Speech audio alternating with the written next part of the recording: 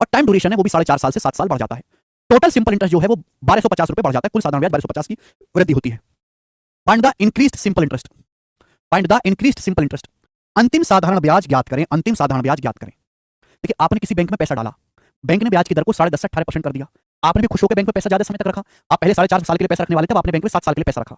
आपने प्रिंसिपल तो नहीं बदला, आपने ब्याज की दर को बदला है, आपने समय को बदला है। तो सिंपल इंटरेस्ट में मेरे दोस्तों इन दोनों के प्रोडक्ट का अनुपात आएगा।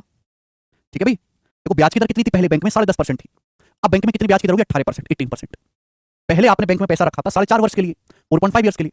अब आपने बैंक में कितने साल के लिए पैसा जमा किया? 7 साल के लिए, 7 ईयर्स के लिए। तो मेरे दोस्तों ये रेशियो किसका आएगा? यही आएगा सिंपल इंटरेस्ट का रेशियो। रेट ऑफ इंटरेस्ट और समय की सीधी सीधी क्या कर देंगे बेटे? गुणा कर देंगे, सीधी सीधी गुणा। ये क्या आएगा? 7 से मेरे दोस्तों 10.5 चला जाएगा 1.5 बार, 4.5 से 18 चला जाएगा 4 बार। अब 1.5 रेशियो 4 2 से गुणा कर देते, 2 से गुणा, 1.5 रेशियो 4 आ गया ना, 1.5 को 2 से गुणा करेंगे 3, 4 को 2 से गुणा करेंगे 8। ये सिंपल इंटरेस्ट का अनुपात आ गया।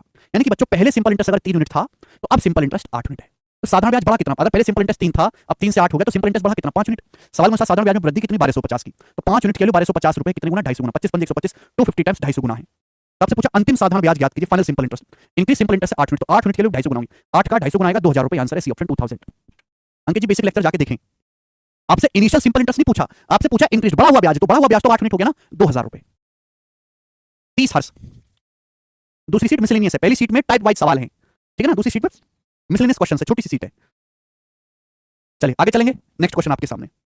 सवाल नंबर है बच्चों, एक और आएगा आपके सामने, जरा मैं भी तो देखो कितने बालक इसको करके बताएंगे। सवाल नंबर 102 बताओ।